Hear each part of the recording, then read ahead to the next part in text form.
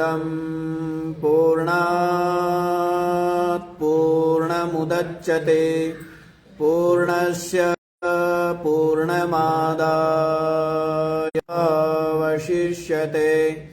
ॐ शान्तिः शान्तिः ॐ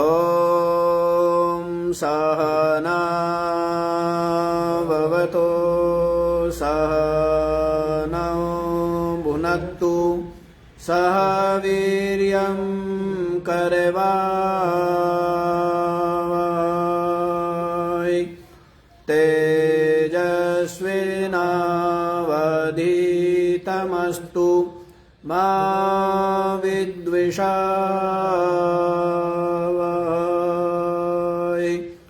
ॐ शान्तिः शान्तिः ॐ भद्रं कर्णेभिः शृणुयाम देवाः भद्रं पश्येमाक्षभिर्यजत्राः स्थिरैरङ्गैस्तुष्टवाग्वंशस्तनूभिर्व्यशेम देवहितं यदायुः। स्वस्ति नः इन्द्रो वृद्धस्रवाः स्वस्ति नः पूषा विश्ववेदाः स्वस्ति नस्तारक्ष्यो अरिष्टनेमि स्वस्ति नो बृहस्पतिर्दधातु। ॐ शान्तिः शान्तिः शान्तिः।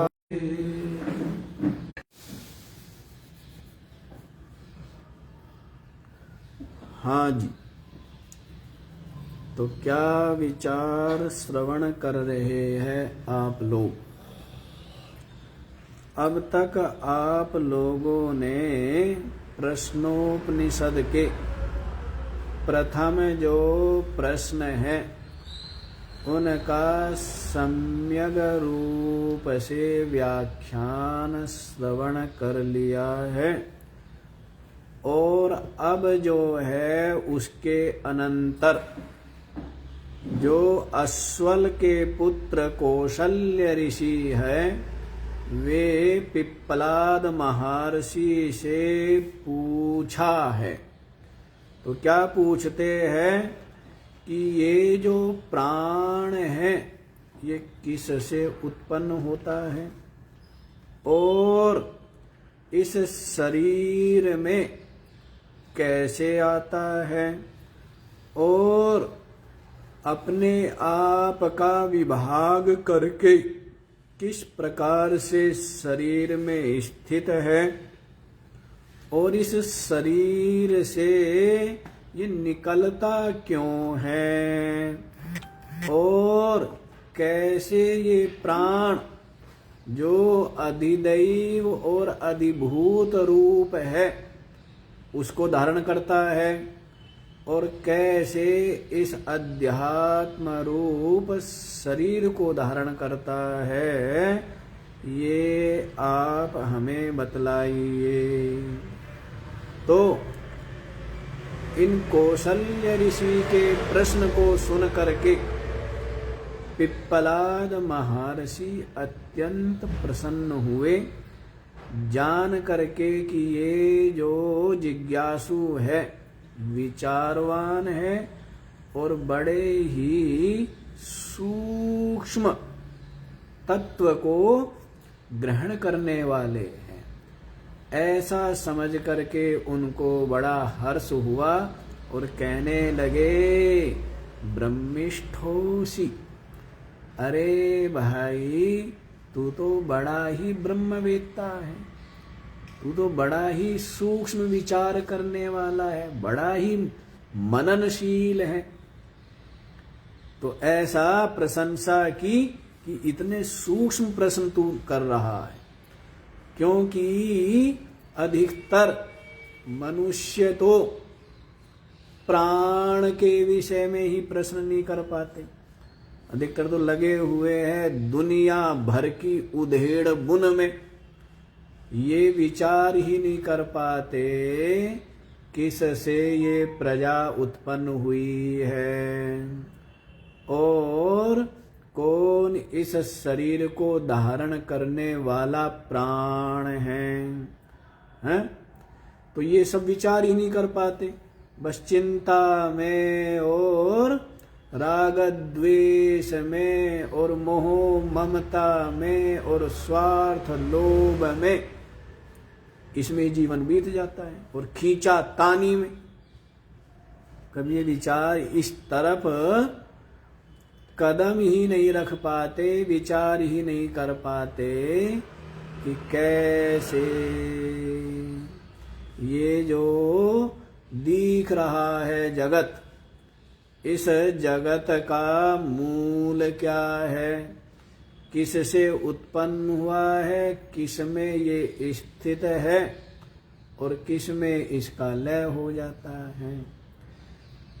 तो इन सब बातों का विचार कोई विचारवान ही कर पाता है, अन्यथा तो पशु पक्षी के सदृश केवल आहार निद्रा भय मैथुनम च, क्या करना, बस संतान उत्पन्न करना और खाना और सोना है और डरना है, और इसमें ही लगे हुए हैं पशु पक्षी कीट पतंग के समान।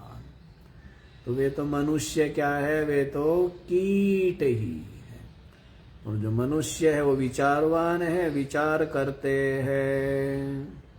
तो इसीलिए तू बड़ा विचारवान है, पूछ रहा है कि ये प्राण किससे उत्पन्न होता है, बड़ा ही ब्रह्मवेत्ता है। तो उसका उत्तर दिया था पिप्पलाद महर्षि ने, क्या बोला था, आत्मनः एषः प्राणः जायते, ये जो प्राण है ये किससे उत्पन्न हुआ है, आत्मा से, परमात्मा से, परम सत्य से, जो अक्षर पुरुष है उससे ही ये प्राण उत्पन्न होते हैं।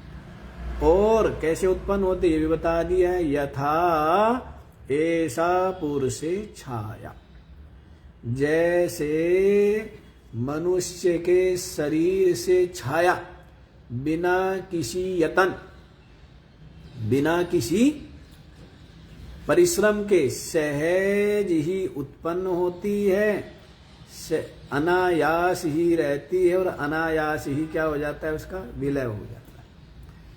छाया बिना किसी यतन के उत्पन्न होना, बढ़ना, घटना, मोटा होना, पतला होना और अंत में क्या हो जाना है, उसमें ही विलय हो जाना, समा जाना। तो वैसे ये सारा का सारा प्राण कहो, जगत कहो, परमात्मा से ऐसे उत्पन्न हुआ है, छाया के समान, छाया ही।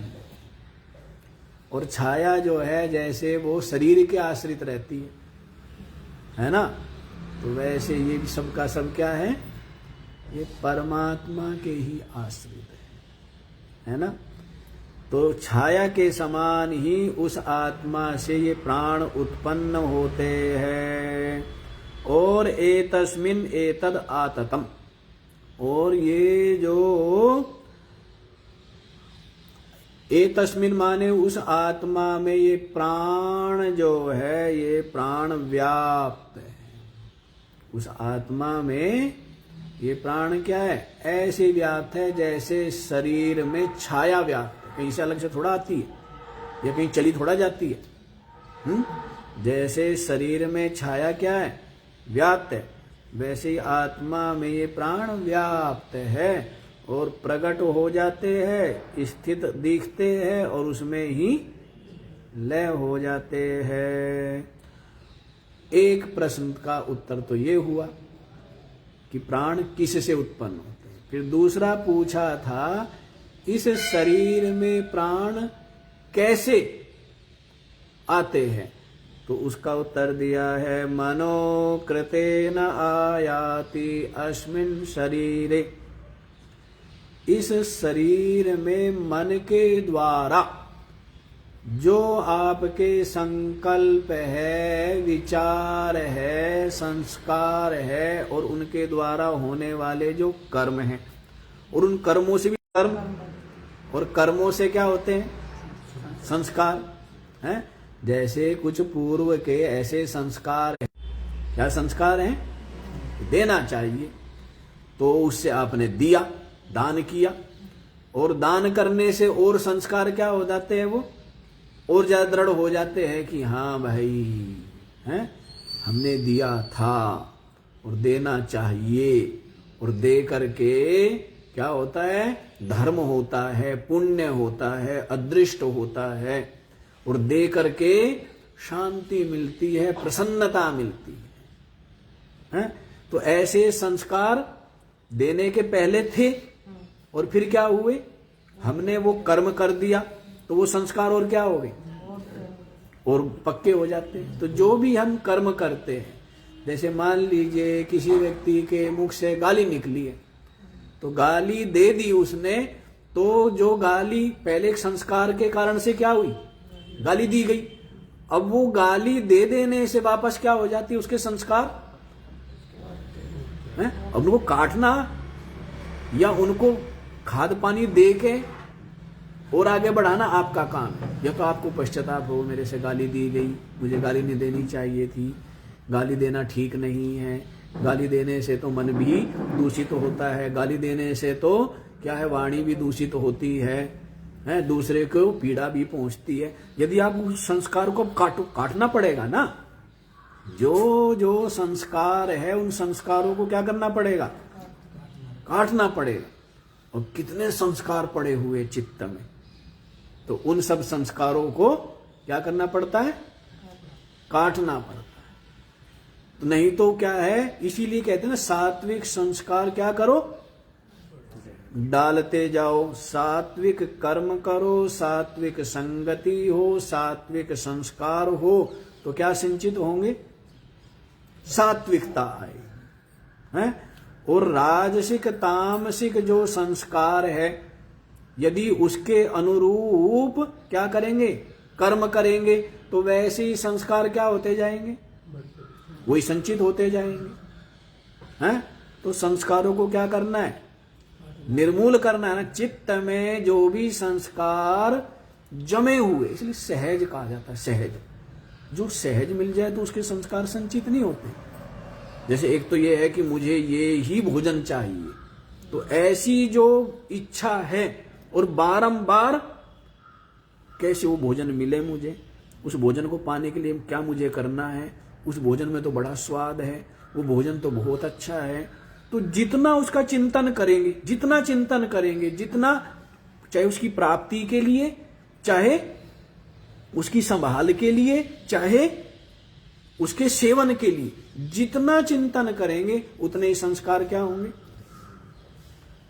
और सहज, भाई भूख लगी है, भोजन कर लिया, तो उससे संस्कार संचित नहीं होते, क्योंकि न तो उसकी प्राप्ति के लिए विशेष यत्न या चिंतन किया गया, न उसके सेवन या उसके रक्षण के लिए विशेष चिंतन या मनन किया गया, उसके संस्कार संचित नहीं होते।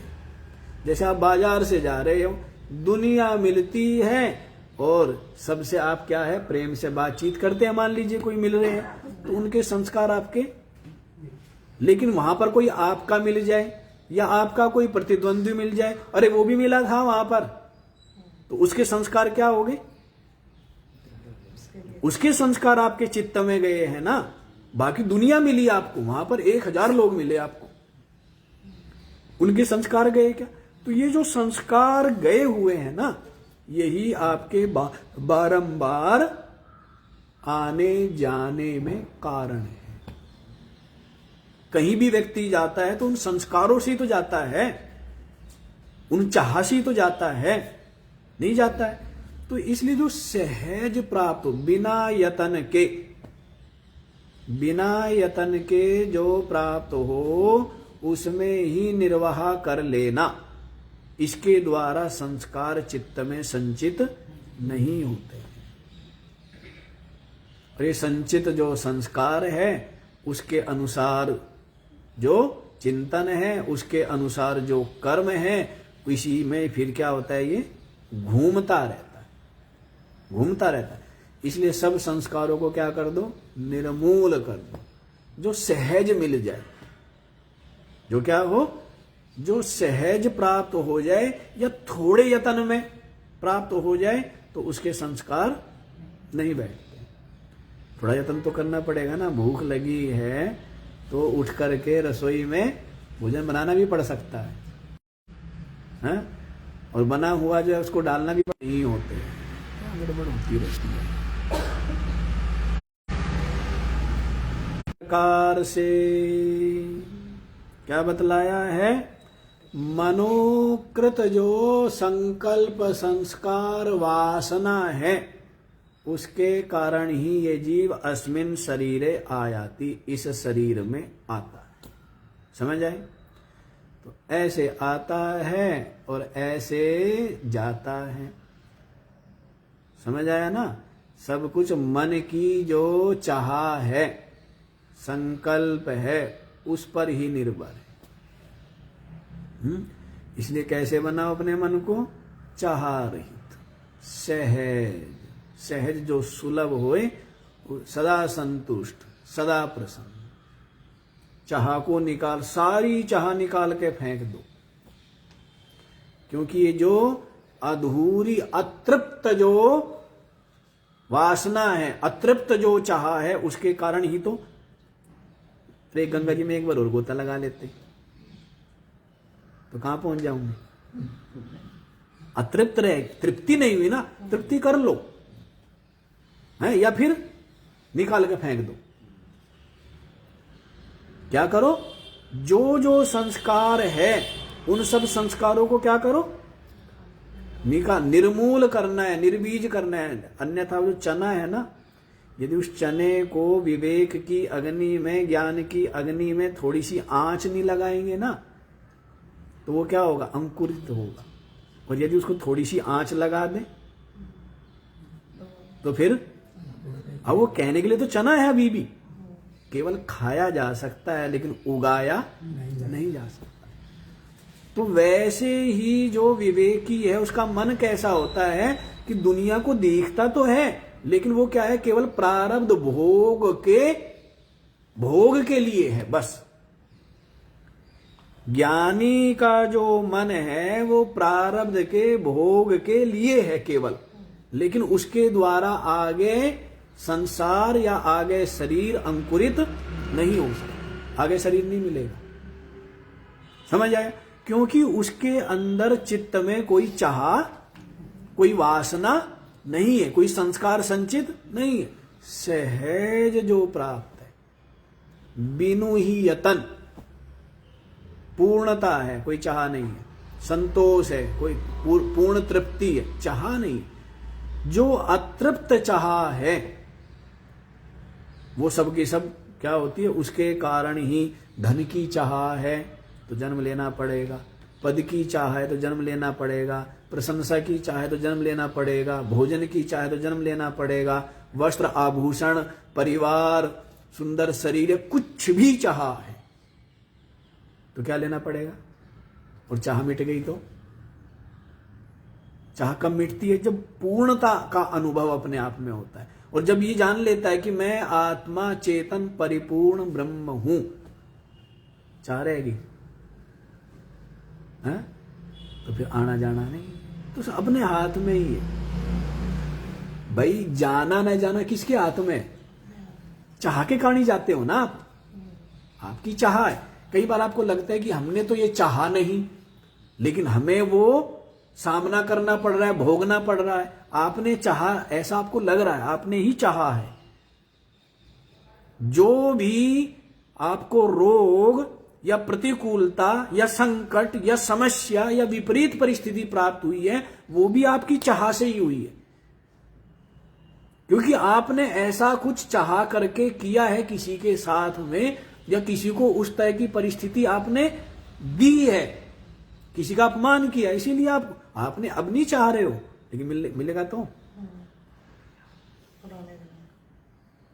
इसलिए उसको बढ़ाना या रोक लेना किस पर है?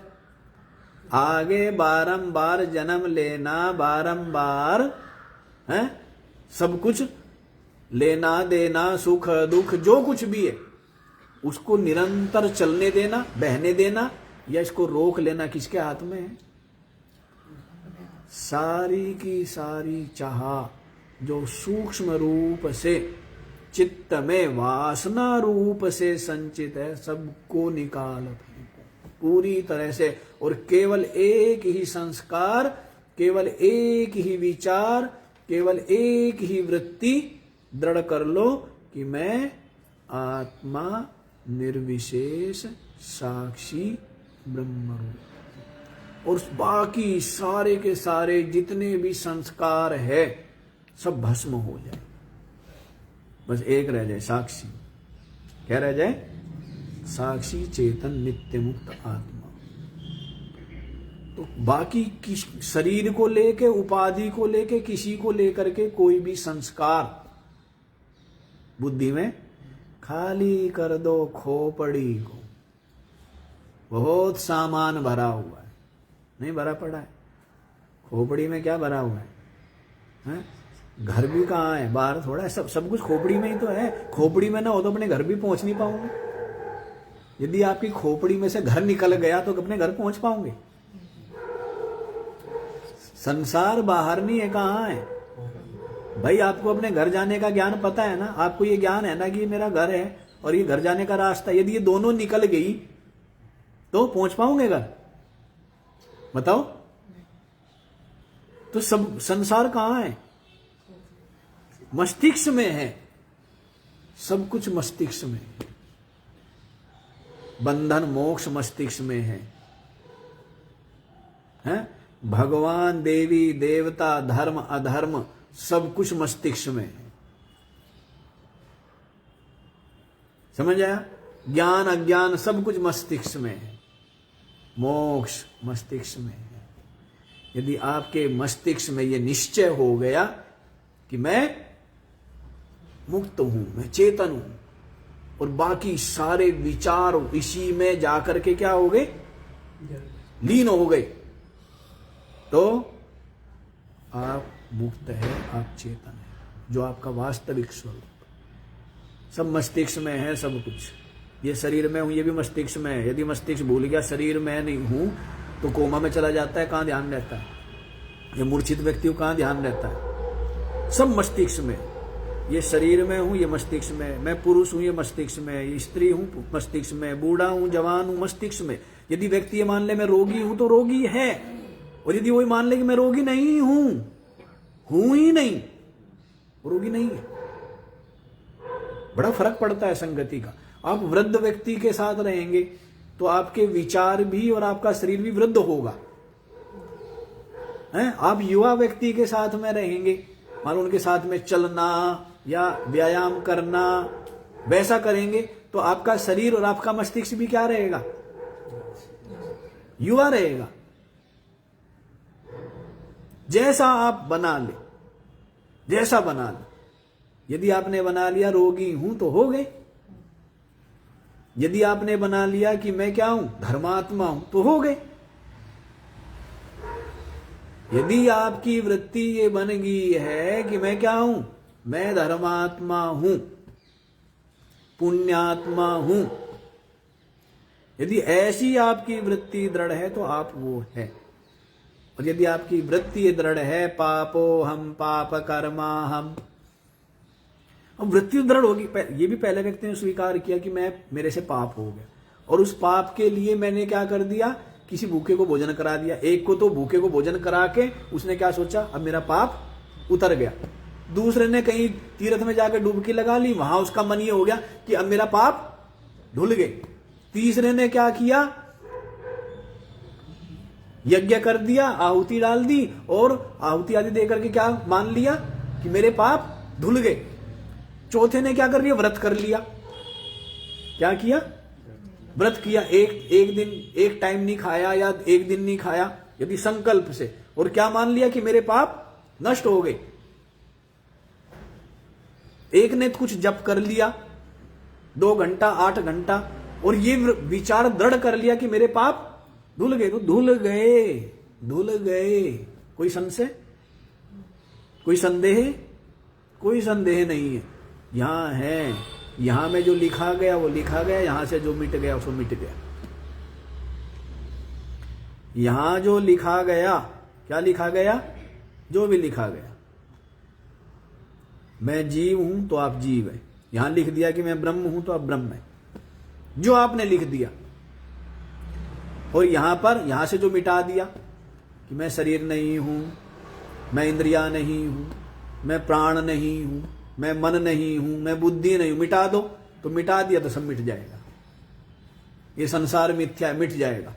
आपने यहां लिख रखा संसार सत्य है, संसार सुख रूप सार रूप है, संसार महत्वपूर्ण है। ये सब यहां लिखा हुआ है, ये सब मिटाना है। जो लिख दोगे लिखा जाएगा, जो मिटाओगे, अब मिटाने में बहुत ताकत लगती है। क्या करना पड़ेगा है? ये मिटाने के लिए कि नहाओ, तीर्थ में जाके नहाओ, पैदल नंगे पैर भूखे प्यासे क्या है, तीर्थों के दर्शन करो। जितनी तपस्या करोगे उतना ही तो मन में अंदर ये मस्तिष्क में भाव दृढ़ होगा कि हां, पापों का प्रायश्चित हो गया, मेरे मन की जो विकार है वो सब नष्ट हो गए। जितना कुछ कठिन सा काम करते हैं ना, उतना ही मन को क्या होता है, उतने ही संस्कार दृढ़ होते नहीं होते। मान लो एक व्यक्ति को भोजन कराया तो थोड़े संस्कार बैठे, और हमने 100 को करा दिया तो सब कुछ विचार वैसे ही बनेंगे, क्योंकि उसके लिए ज्यादा यत्न करना पड़ा। 100 के लिए ज्यादा यत्न करना पड़ा। देखो, यत्न का महत्व है। विचार पूर्वक जो यत्न किया जाता है उसका महत्व है। मन सहित जो यत्न आप करेंगे, जो कर्म आप करेंगे, उसके द्वारा ही संस्कार लिखे भी जाएंगे और उसके द्वारा ही संस्कार मिटेंगे। तो लिखने हो लिखो, मिटाने हो मिटाओ। इसलिए जो राजसिक तामसिक है उनको मिटाओ, सात्विक सात्विक लिखो। फिर क्या होंगे, फिर वे भी मिट जाएंगे। फिर क्या चिंतन करना है खाली, फिर तो यही संसार मिथ्या है, मैं शरीर नहीं, इंद्रिया नहीं, प्राण नहीं, मन नहीं, बुद्धि नहीं, मैं साक्षी हूं, चेतन हूं। बाकी सारे मिट गए, केवल क्या लिखा रहेगा, अहम ब्रह्मास्मि। क्या लिखा रहेगा, बाकी सब मिटाओ। इसी को तो कहा ब्रह्माकार वृत्ति, इसी को तो निधिध्यासन कहते हैं, इसी को तो उपासना कहते हैं, इसी को तो ध्यान कहते हैं। कि सारे मिटा दो, बस एक रह जाए, बस मिटा डालो। कह जी पर एक बात तो बताओ, मिटा तो दें, रगड़ भी खूब रहे हैं, लेकिन धुआं जो है ना, ये तो बहुत जन्म जन्मांतरों का दीवारों पर रचा हुआ है। धुआं धीरे धीरे क्या होता है, दीवारों पे। हाँ, जब यही वृत्ति दृढ़ रहेगी तो बहुत से तो क्या मानते हैं, बहुनाम जन्मनाम अंते ज्ञानवान माम प्रपद्यते। यदि यही वृत्ति है तो हो सकता है उन संस्कारों को मिटाने में, ये अब आपके ऊपर निर्भर है कि आप 1 जन्म में मिटाते हो या 10 जन्म में मिटते हैं या 3 जन्म में मिटते हैं, वो आप देखो। बाकी सारी की सारी जो भी संस्कार वृत्ति विचार है, सबके सब मिटा दो और यही दृढ़ रखो। बाकी सहज, बाकी में ज्यादा मस्तिष्क को नहीं लगाना है। मिथ्या मिथ्या में क्या मस्तिष्क लगाना है। और ये आपके चलाने से चल, ये तो सब अपने हिसाब से चल रहा है। हवा अपने आप बह रही है, सूर्य का उदय अस्त अपने आप हो रहा है, दिन रात अपने आप हो रही है, सुबह दोपहर शाम अपने आप हो रही है, बिना यत्न के। आप क्यों उसमें यत्न लगा रहे हो, क्यों खोपड़ी लगाते हो? खोपड़ी में केवल प्रसन्नता को भरो, खोपड़ी में केवल क्या भरो, ये भजन को भरो। 2 ही चीज भरनी चाहिए, हम कहा करते हैं। खोपड़ी में 2 ही चीज भरो, बाकी शरीर से यत्न करो, शरीर से कर्म करो और खोपड़ी में दो चीज, एक तो प्रसन्नता और दूसरा भजन। भजन का स्तर अपना अपना है सबका। प्रसन्नता तो भरो पहले, और दूसरे यत्न पे हमने क्या बोला है, भजन। भजन का मतलब क्या है, सारा संसार मिथ्या है। भजन क्या, कि मैं साक्षी चेतन, यही भजन है। ये तो अंतिम भजन है, सबसे बड़ा भजन तो यही है कि मैं शरीर नहीं, इंद्रिया नहीं, प्राण नहीं, मन नहीं, बुद्धि नहीं, मैं क्या हूं, केवल चिन्ह मात्र, केवल सन मात्र। ये भजन। तो दो, तीसरी चीज बिल्कुल ना भरो। हाँ, परिस्थिति बने तो सहज यतन करो, भूख लगे सहज यतन करो, हैं, प्यास लगे सहज यतन करो, स्नान आदि करो, वस्त्र आदि का प्रक्षालन करो, कोई मिले तो सबसे प्रेम पूर्ण व्यवहार करो, सहयोग करो। पर खोपड़ी ज्यादा ना, तो किसी के प्रति द्वेष भाव रखना, ना किसी के प्रति राग भाव रखना, किसी से बहुत ज्यादा लगाव प्रेम भी नहीं, किसी से बहुत ज्यादा सहज। ठीक है ना, सहज रहो। खोपड़ी चलाओ, खोपड़ी क्यों लगानी, आपने इतनी खोपड़ी लगाई, उससे हुआ क्या है, तो क्यों लगाना है, बिल्कुल मत लगाओ। थोड़ी सी लगा लो, कितनी लगा लो, जैसे रोटी खाने के लिए लगा लो थोड़ी सी, है, दूसरों से मिलना जुलना, उसके थोड़ी थोड़ी लगाओ, ज्यादा बस जो बताया है। प्रसन्नता भर के रखो मन में, हर समय मस्तिष्क में क्या रहनी चाहिए। शरीर में रोग आवे ना तो भी खूब हंसो, नहीं हंसो, वही प्रारब्ध है। रोने से क्या होगा, शरीर में रोग आ गया तो आ गया तो आ गया, और जब जाएगा तो जब जाएगा। और इसके मरने से कोई, आप तो मरोगे नहीं, इसके मरने से आप मर जाओगे क्या, ये बताओ। इसलिए ज्यादा सोचना ही नहीं है, प्रसन्नता भरो, हर समय प्रसन्नता रहनी चाहिए। ठीक, जो होना है वो तो होना ही है, अंधा होना तो वो भी होना है, बहरा होना तो वो भी होना है, लूला लंगड़ा जो भी होना है सो होना है, प्रलय होनी तो होनी है, जो होना है वो तो होना ही है, चाहे तू रो चाहे तू हंस, जो होना है वो तो होना ही है। इसलिए क्या रहो, मस्त रहो, प्रसन्न रहो, और दूसरा भजन रखो बस, कि एको विशुद्ध बोध मैं, कि एक विशुद्ध बोध आत्मा हूं। चलो ये मन की सारी कहानी, ये मन की कहानी चल रही है कि बंधन मोक्ष सब मन में है, और मन से ही शरीर में, मनोकृत संकल्प से ही इस शरीर में आता है। तो इसका भाष्य हुआ था नहीं, है जी, हो गया ना भाष्य। तो इसका तीसरे मंत्र का भाष्य भी हो गया है। अब आप लोग चतुर्थ मंत्र देख लीजिए, लेकिन समय बहुत लगा दिया चतुर्थ तक आते आते।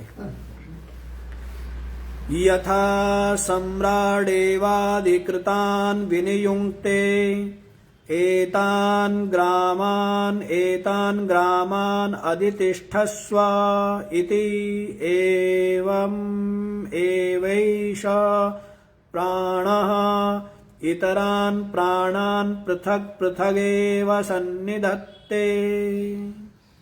यथा सम्राट एव अधिकृतान् विनियुङ्क्ते एतान् ग्रामान्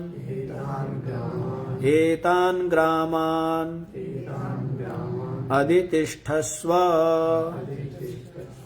इति एवं एव एषः प्राणः इतरान् प्राणान् पृथग् पृथग् एव सन्निधत्ते। अच्छा जी, कितने प्रश्न के उत्तर हो गए? 2 प्रश्न। अभी तीसरे प्रश्न में उसने कितने प्रश्न किए थे? 6। उन 6 प्रश्नों के अंदर कितने प्रश्नों के उत्तर हो गए? 2 के। क्या क्या पूछा था तीसरे प्रश्न में के अंदर?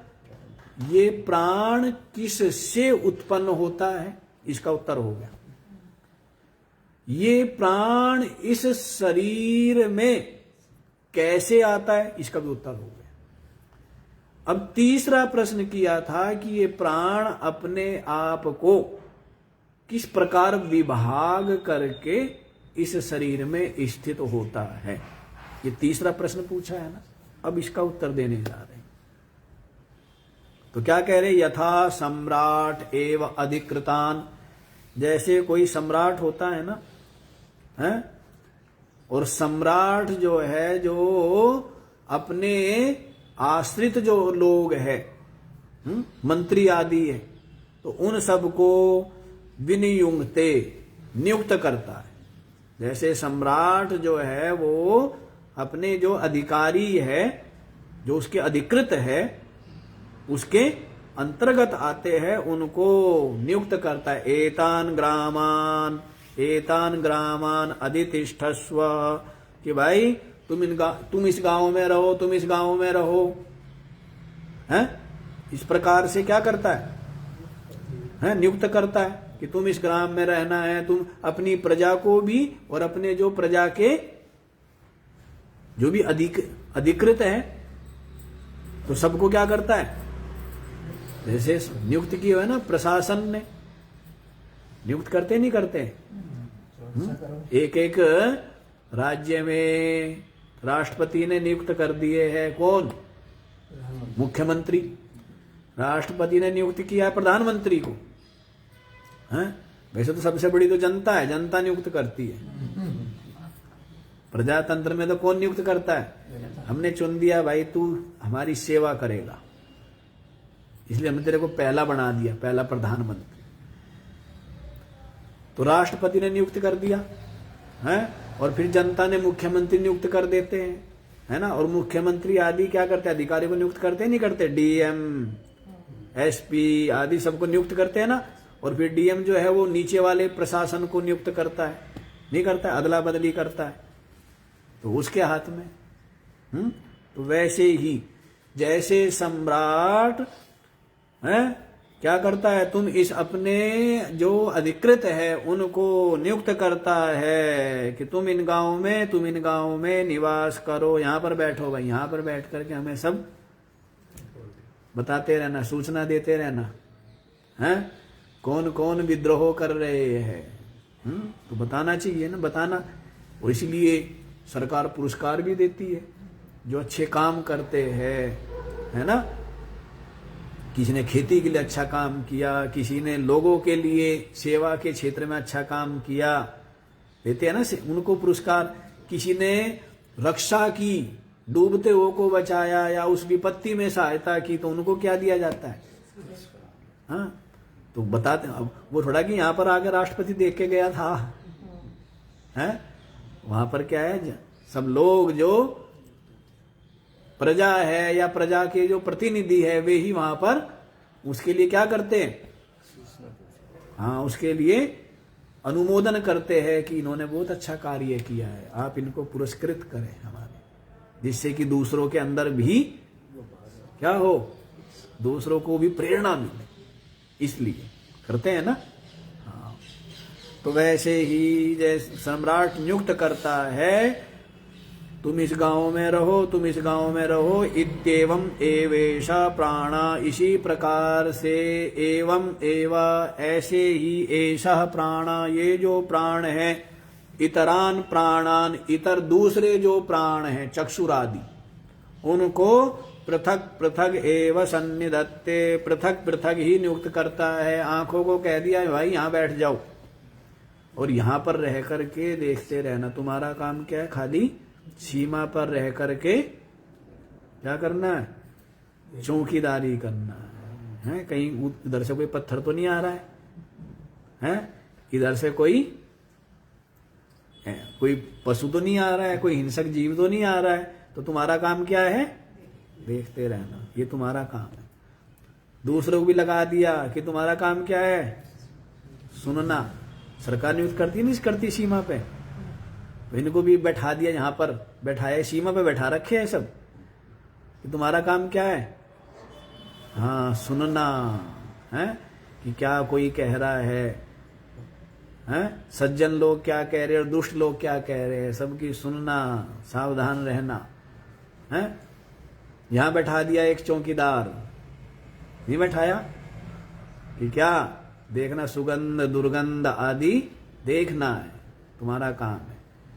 इधर बैठा दिया त्वचा पे एक चौकीदार कि देखना ये क्या है, गर्म तो नहीं, ज्यादा ठंडा तो नहीं है, हैं? कभी गर्म डाल दिया और जल जाएगा। तो चौकीदार बैठा रखे नहीं बैठा रखे, वैसे ही यहां बैठा दिया एक गेट पे चौकीदार, देखना खट्टा है मीठा है, हैं? तो इस तरह से कहने का भाव है, ये सब मुख्य जो प्राण है ना, मुख्य प्राण ने इन सबको क्या किया है, इन चक्षुरादि प्राणों को इनके अलग अलग स्थानों पर नियुक्त किया है। लड़ना मत भाई, नहीं। राम जी भी थे तो कहते राम जी तो अयोध्या में रहे और अपने जो भाई थे उनको, लव कुश आदि को अलग अलग दिशाओं में अलग अलग राज्यों के वो बना दिए अधिपति, है ना, नियुक्त कर दिए। तो वैसे ही है कि नहीं तो आपस में क्या करेंगे, आपस में लड़ेंगे, हैं? और मूर्खों को एक साथ रखना आसान है, बुद्धिमानों को एक साथ रखना क्यों जी, हैं? बुद्धिमानों का मतलब क्या है, जिनमें बीच वाले हैं, जो बिल्कुल निरा मूर्ख है वे भी एक साथ रह जाएंगे, हैं? और जो पूरे पंडित है वे तो एक साथ रह ही जाएंगे, नहीं रह जाएंगे। लेकिन जो बीच वाले हैं ना, है कम माने ज्यादा,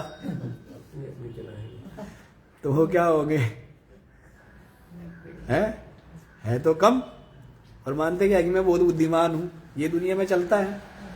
तो उनकी क्या होती है, आपस में विवाद होंगे, नहीं होंगे, उनके मत विपरीत होंगे, भिन्न भिन्न होंगे। बुद्धिमानों का मत एक और मूर्खों का मत एक। मूर्खों का मत क्या होता है, अलग अलग होता है। मूर्खों का तो एक ही मत होता है, जो तूने कहा भाई ठीक है, हैं? कि गधे के सींग होते कि हाँ बिल्कुल ठीक है? और पंडित कहेंगे गधे के सींग नहीं होते, विचारवान है सबके सब, तो कहेंगे बिल्कुल नहीं होते। और बीच वाले जो होंगे कुछ कहेंगे होते हैं, कुछ कहेंगे नहीं होते हैं, उनकी क्या होगी, तो बीच वाले झगड़ते हैं, नहीं। तो वैसे चलिए, तो अलग अलग नियुक्त कर दिए है, इसका भाष्य देख लीजिए। यथा येन प्रकारेण लोके राजा सम्राट एवं, जैसे लोक में राजा जो सम्राट है वह ग्रामादिषु अधिकृतान विनियुक्ते, ग्रामादियों में जो अधिकारी है ना, उन अधिकारियों को क्या करते, नियुक्त करते। कथम, कैसे, एतान ग्रामान अधितिष्ठस्व इति, भाई तुम इस गांव में रहो, तुम इस गांव में रहो, और इस गांव में रह करके क्या करो, प्रजा के हित के लिए कार्य करो। क्या करो, सम्राट का मतलब तो यही है ना, आपका परिवार छोटा है और राजा का परिवार पूरा का पूरा देश ही उसका परिवार होता है। किसी के पास कोई भूखा ना हो, कोई सर्दी में ना ठिठुर रहा हो, किसी के कोई रोग ना हो, ये किसकी जिम्मेदारी है? सबको शिक्षा मिले, ये किसकी जिम्मेदारी है? राजा की जिम्मेदारी। वो राजा लोग इसलिए रात्रि में देखते थे कि कोई डाकू दुष्ट लोग मेरी प्रजा को सता तो नहीं रहे हैं, कोई किसी के ऊपर अत्याचार तो नहीं कर रहा है, कोई किसी को धोखा तो नहीं दे रहा है। तो सबके सब क्या करते थे कि कोई कमजोर को पीड़ा तो नहीं दे रहा है। ये उसका जिम्मेदारी है कि मैं इनका राजा हूं, और राजा के लिए प्रजा संतान होती है। तो जैसे माता पिता संतान की हर बात का ध्यान रखते हैं, हर असुविधा का ध्यान रखते हैं, वैसे ही राजा का दायित्व होता है। सबको भोजन मिले, जैसे आपके यहाँ कोई आप कार्यक्रम है, हैं? आप क्या है, आतिथेय है, आपके अतिथि आए, तो जितने भी अतिथि आए हैं सबको भोजन मिल गया नहीं मिल गया, सबको निवास के लिए जगह मिल गई नहीं मिल गई, आपकी जिम्मेदारी है, नहीं? आपके जो अतिथि आए हैं तो उनको भोजन मिल गया, वस्त्र मिल गए, निवास मिल गया, चिकित्सा मिल गई, शिक्षा मिल गई, सेवा मिल गई। ये किसकी जिम्मेदारी है? ये 5 मूल अधिकार बोले जाते हैं ना। क्या? एक तो भोजन है, चिकित्सा, शिक्षा, निवास और रोजगार। ये 5 जो है ये मूलभूत अधिकार। अभी तक तो अपने देश में एक अधिकार दे पाए, भोजन का अधिकार। क्या दे पाए हैं? अभी यहां पर भोजन का अधिकार दे पाए। 150 करोड़ कहने के लिए 160 हो रखे होंगे हैं? तो भोजन का अधिकार दे पाए। जबकि जो विकसित देश है तो ये 5 मूल अधिकार सबने माने हैं कि सबको भोजन मिले, सबको चिकित्सा, इलाज सबको मिले। कोई ऐसा ना रह जाए जिसको इलाज ना मिल पाए। इलाज मिले, सबको शिक्षा मिले। इसलिए सब देशों में ना ये चीजें, बहुत देशों में फ्री है। भोजन, चिकित्सा, शिक्षा, निवास। यदि घर नहीं है तो सरकार का दायित्व है, राजा का दायित्व है, उनको घर दे। निवास। और 5वां काम दो, रोजगार दो। उसको काम दो तभी तो उसका काम चलेगा, पेट भरेगा। तो ये 5 मूल अधिकार माने जाते हैं, मूलभूत अधिकार। ये सबके पास होने चाहिए। जीवन जीने के लिए तो जरूरी है ना। बाकी किसी के पास सोफा है या कुर्सी है या तख्त है, ये तो अलग चीज है। इसके बिना तो सोना है, चांदी है, हैं? जो चांदी की थाली में खाता है या पीतल की थाली में खाता है या मिट्टी के बर्तन में खाता है, वो कोई महत्व नहीं। चलिए जी। एवं एव यथा दृष्टांता, जैसे दृष्टांत में है वैसे ही यहां पर भी। ऐसा मुख्य प्राण, ये जो मुख्य प्राण है ना, इतरान प्राणान, दूसरे जो प्राण है कौन? चक्षुरादीन। चक्षुरादि जो है आत्म भेदांश्च, और अपने ही जो भेद, अपने भेद क्या? 5 प्राण, अपान, समान, उदान, व्यान। तो चक्षुरादि प्राणों को और आत्म भेदांश्च, जो अपने ही भेद किए हुए हैं 5, उनको पृथक पृथक एवं, अलग अलग ही, यथास्थानम सन्निधत्ते विनियुक्ते, यथास्थान पर क्या करता है? नियुक्त करता है। कौन? ये मुख्य प्राण। समझ आ गया? हाँ जी। तीसरे प्रश्न का उत्तर दे। तीसरे प्रश्न के अंतर्गत तीसरे प्रश्न का उत्तर। पहले 2 प्रश्नों के उत्तर हो गए, तो अब आप लोग विभाग बता रहे। तत्र विभाग, कैसे अपने आप को 5 प्रकार से विभाग करके ये प्राण इस शरीर में स्थित है, इसको बता रहे हैं 5वें मंत्र से। तो देखिए, पायुपस्थे पानम चक्षुः श्रोत्रे मुखनासिकाभ्यां प्राणः स्वयं प्रातिष्ठते मध्ये तु समानः एषः ह्येतद्भूतम् अन्नं समं नयति तस्माद् एतः सप्तार्चिषो भवन्ति। पायुपस्थे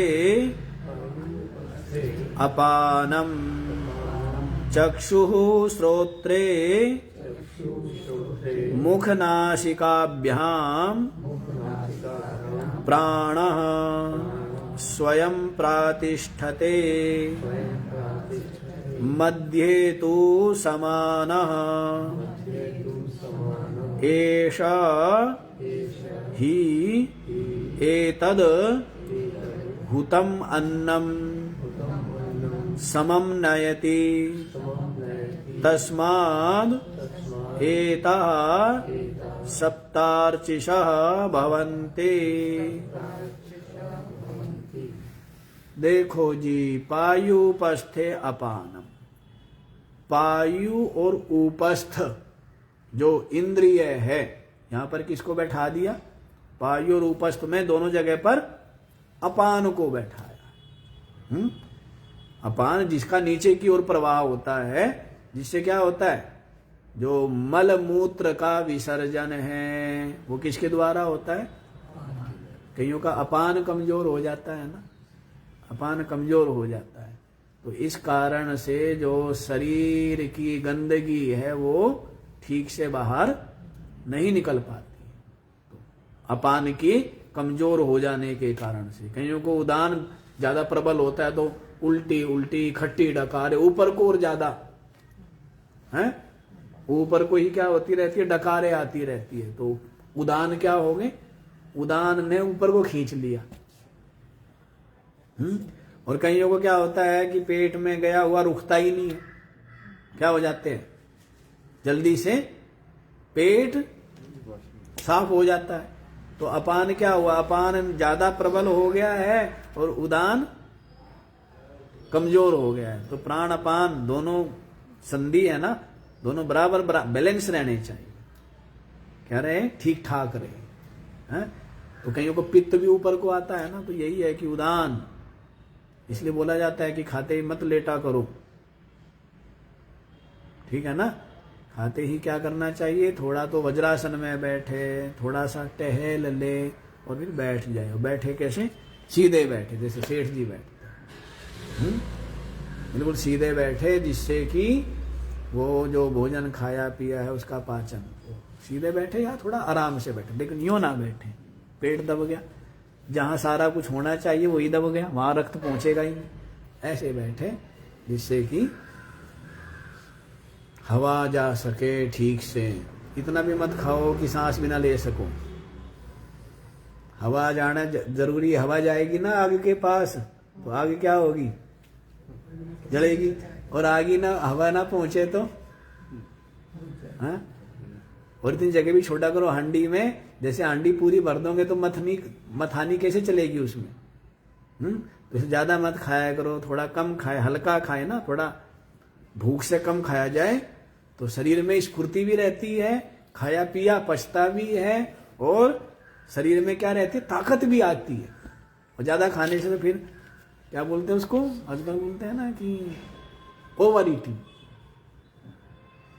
है, जितना खाना चाहिए उससे ज्यादा खा लिया तो शरीर ठीक नहीं है। चलो अब प्राण की तो यही बात आएगी।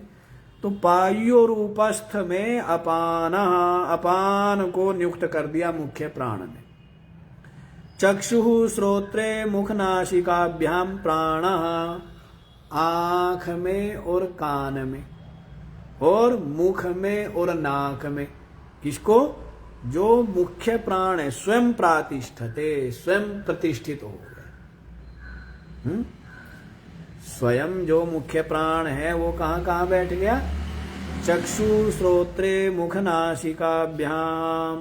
हाँ जी, मुख नासिका चक्षु श्रोत्र में जो सम्राट है ना, सम्राट कहां बैठता है? गद्दी पर, ऊंचे स्थान पर। ऊंचे स्थान पर कौन बैठेगा? सम्राट बैठेगा। और बाकी इसलिए किले भी कहां बने हुए सब के सब हैं? ऊपर, जिससे कि दूर से ही दिख जाए। हैं? ऊंचे बनते हैं और प्रजा सब नीचे रहेगी। हैं? और किले की सब ओर से क्या होंगी? रक्षा है। फिर नगर की भी रक्षा, उसके लिए परकोटे बने हुए हैं। अपने नगर की रक्षा के लिए क्या बने हैं? परकोटे। और उसके बाहर खाइए खोदी जाती थी, पानी भरे जाते थे। है? लेकिन जब काल आता है, समुद्र पार था रावण, वहां पहुंच गया राम जी। नहीं, समुद्र पार भी नहीं बच पाया। है?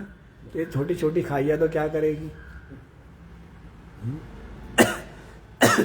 तो इस तरह राजा जो है वो कहां बैठता है? श्रेष्ठ स्थानों पर बैठता है, ऊपर बैठता है। हाँ, ऐसे ही करते थे पहले ना। जो अब उल्टा जमाना हो गया, अब तो सब बाहर की ओर। पहले धनी लोग बिल्कुल जो गांव है या शहर है उसके बीचों बीच है, और जो गरीब गरीब है उनको चारों तरफ को बसाते थे, जिससे कि लुटेरे वुटेरे आए, डाकू आए, चोर आए, बदमाश आए तो यही लड़ झगड़ लेंगे और हम तो अपना आराम से चैन की नींद सोएंगे, नहीं? तो गरीबों को क्या करते थे? चारों तरफ को बसाते थे। और जो धनी धनी लोग हैं वो बिल्कुल हैं। और इसलिए नगर के अंदर की जो गलियां हैं वो भी ऐसी बनाई जाती थी कि कोई आ ही ना सके। हाँ, और आ जाए तो जा ना सके, जाति के हिसाब से होते हैं? उधर मत चले जाना कहीं दिल्ली विल्ली उनकी कॉलोनियों में, हैं? मुगलों की कॉलोनियों में, तो उनके यहाँ रास्ते जाते रहेंगे जाते रहेंगे जाते रहेंगे और फिर पता नहीं कहाँ खत्म हो जाएगा और फिर निकलना। हाँ, ये पहले से ही चली आई है कि सुरक्षित रहे। तो वैसे ही सम्राट तो कहाँ बैठ गए? चक्षु में, श्रोत्र में और मुख नासिका में जो मुख्य प्राण है स्वयं स्थित हो गया। मध्य तु समाना, बीचों बीच किसको बैठा दिया? पेट में, नाभि देश में किसको? समान को। ऐसा ही एतद हुतम अन्नम समम नयति। ये क्या है? जो खाया पिया अन्न है ना, उसको सब जगह समान रूप से लेकर के जाता है। समान समान जो है, समान प्राण जो खाया पिया है उसको पूरे शरीर में समान रूप से लेकर के जाता है ना? तस्माद एता सप्तार्चिशो भवंती। जब सब जगह पहुंचता है ना तो 7 जो अर्चिया है, 7 ज्वालाएं उत्पन्न होती है, नहीं? 7 ज्वालाएं कौन कौन सी? 2 ये, 2 ये, 2 ये और 1 ये। कितने हो गए? जो ये 7 ज्वालाएं हैं ना, ये क्या करते हैं? जठराग्नि में जहां पर समान बैठा है, जब हम आहुति देते हैं अन्न आदि की, तो उससे क्या होती है? जब आहुति देते हैं तो ज्वाला क्या होती है भाई? प्रकट होती नहीं होती, धधकती है ना। तो 7 ज्वालाएं प्रकट होती है। काली कराली, हाँ ऐसे करके आता आएगी वो 7 ज्वालाएं भी आती है। मंत्री भूल गए हम, हमें स्मरण ही नहीं आ रहा है। 7 ज्वालाएं कौन कौन सी? बिल्कुल ही दिमाग से निकल गया। तो यहां पर 7 ज्वालाएं कौन सी है? क्योंकि हमारे यहां ये माना जाता है जो पिंड में है वही ब्रह्मांड में, वही बाहर है। जो अंदर है वही क्या है? वही बाहर भी है। बताया, बारंबार आपको बताया तो ये संसार बाहर कम है, यहां ज्यादा है। आपके मन में संसार ज्यादा है, बाहर संसार थोड़ा है। वो थोड़ा सा ही बाहर निकला हुआ है। थोड़ा सा संसार बाहर निकल गया, ज्यादा संसार अंदर है। ठीक है ना? तो ये 7 ज्वालाएं, जैसे आदमी खाता पीता है, खाए ना, दिखना कम हो गया भाई, सुनना कम हो गया भाई, सूंघना कम हो गया, वाणी से बोला भी नहीं जाता, बोला जाता है। तो ये जो 7 ज्वालाएं है किससे हैं? पता लगता है जिसके ठीक ठाक काम कर रहे हैं, इसका मतलब अग्नि ठीक काम कर रही है। कान से कम सुनने लगा, इसका मतलब क्या हुआ? कफ बढ़ गया है। तो अग्नि क्या है? अग्नि मंद है, इंजन धुआं फेंक रहा है, नहीं धुआं फेंक रहा है, इसी कारण से कान से कम सुनने लगा, क्यों? कफ बढ़ गया, कफ का क्षेत्र है। ऐसी आंखों से कम दिखने लग गया, इसका मतलब भी ये मोतियाबिंद और मोतियाबिंद, अब नाम तो तुम दुनिया भर के रख दोगे, लेकिन वो ये कफ बढ़ गया है। आंखों से कम दिखने लगेगा मतलब क्या है? कि अग्नि मंद हो गई है। ठीक है ना? कफ बढ़ गया है, वो कफ जो है वो उसके कारण से धुंधला दिखना, नेत्रों की ज्योति कम होती जाती है। ये क्षेत्र माना जाता है कफ का क्षेत्र। ये वाला क्षेत्र माना जाता है पित्त का क्षेत्र, और ये नीचे का क्षेत्र माना जाता है वात का क्षेत्र। इसलिए घुटने ही पकड़े जाते हैं। क्या पकड़े जाते हैं? है ना? बाकी तो सब जगह जाता है, वात सब जगह लेके जाता है हर चीज को, लेकिन क्षेत्र है मुख्य रूप से यही कफ कहाँ महसूस होता है? वो छाती में जो कफ होता है वो ज्यादा दिक्कत नहीं करता है, हैं? वो तो निकल जाएगा या औषधियों से निकल जाता है, लेकिन जो ये ऊपर चढ़ा हुआ कफ है ना, यहाँ सब क्या हो जाता है, ठूस, सुनना बंद, दिखना धुंधला, दिमाग काम करता है, दिमाग काम नहीं करता है, तो कफ बढ़ गया है इतना ज्यादा। ठीक है ना, ये सब अग्नि कारण है। और इसको पिघलाई कौन? हाँ जी, जो मक्खन खाया हुआ है वो मक्खन बैठ गया जाके, अब वो किससे पिघलेगा? मक्खन, दूध, मलाई, घी, चिकनाई, चिकनी सब चीजें क्या बढ़ाती है? कफ बढ़ाती है। तो सब कफ बढ़ के जाम हो गया यहाँ पर, पिघलेगा कैसे? अग्नि से पिघलेगा। तो इसलिए क्या करो, क्या अदरक खिलाओ और शहद खिलाओ और गुड़ खिलाओ, ये खिलाओ, जिससे क्या वो पिघले, हैं? अग्नि ज्यादा जितना ये कहीं करेंगे व्रत, कफ का इलाज व्रत भी है, लंघन भी है। ठीक है ना, जितना व्यक्ति कम खाएगा तो उसको कफ बनेगा ही नहीं। और जो बना हुआ है मोटे लोग, वे व्रत करेंगे, जो कफ तो बढ़ गया शरीर में तो पतले हो जाएंगे, क्योंकि अग्नि को तो खाने के लिए चाहिए।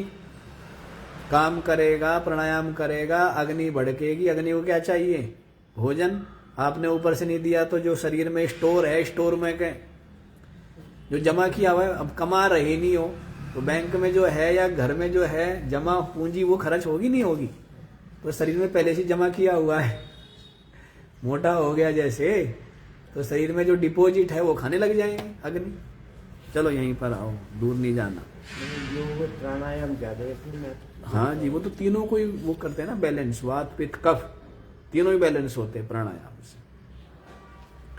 अच्छा जी, अब इसका भाष्य देख लो जल्दी से। तत्र विभाग, यहाँ पर विभाग, पायुपस्थे पायुश्च उपस्थश्च पायुपस्थम तस्मिन्, पायु और उपस्थ, पायुपस्थ हो गए उसमें जिसको लगा दिया है अपानम आत्मभेदम मूत्र पुरीशादि अपनयनम कुर्वन् तिष्ठति सन्निधत्ते। मूत्र और पुरीश को अपनयन करने के लिए मुख्य प्राण ने अपना ही जो अपान है, अपना आत्मभेद, अपना विभाग, उसको नियुक्त कर दिया है।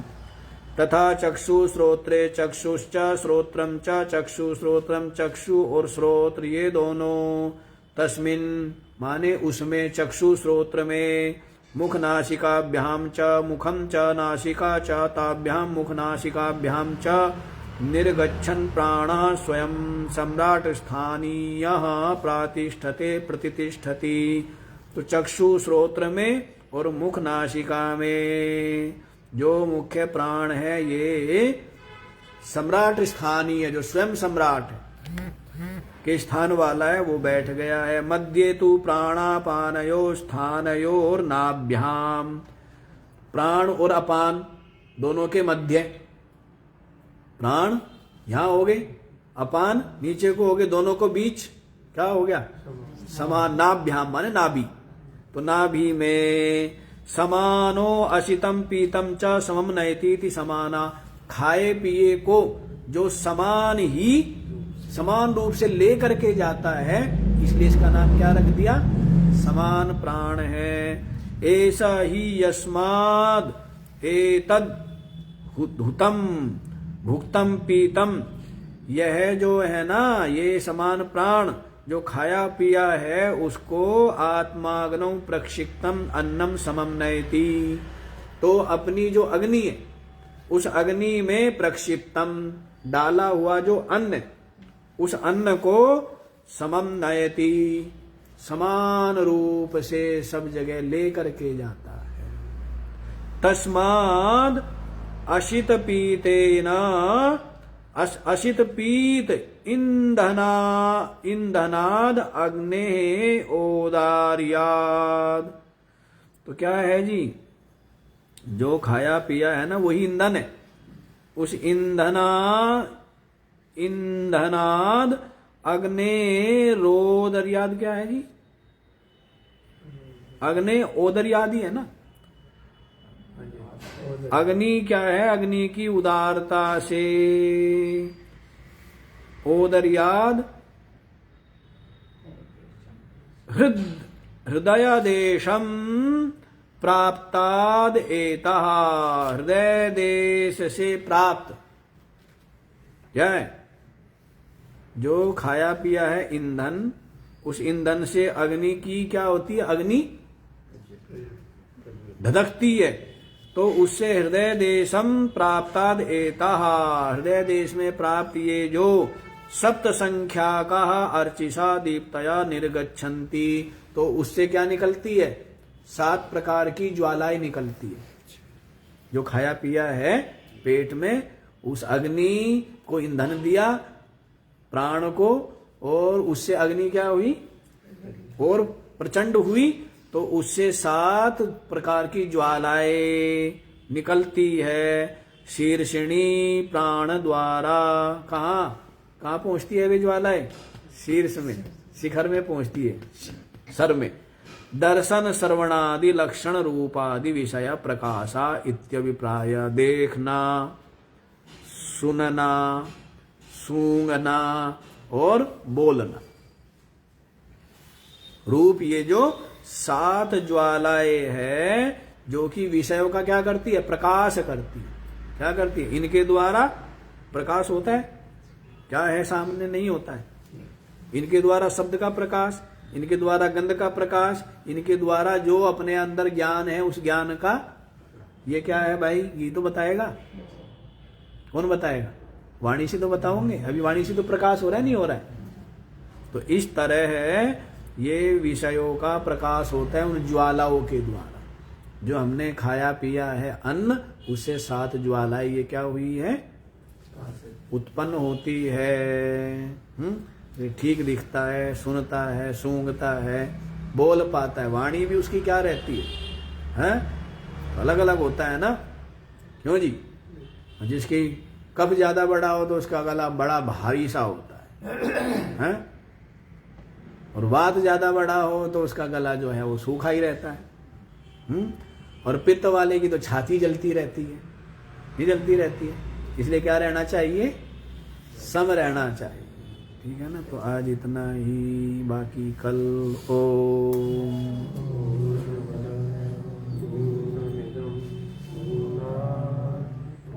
बोल लो थोड़ा सा जोर से।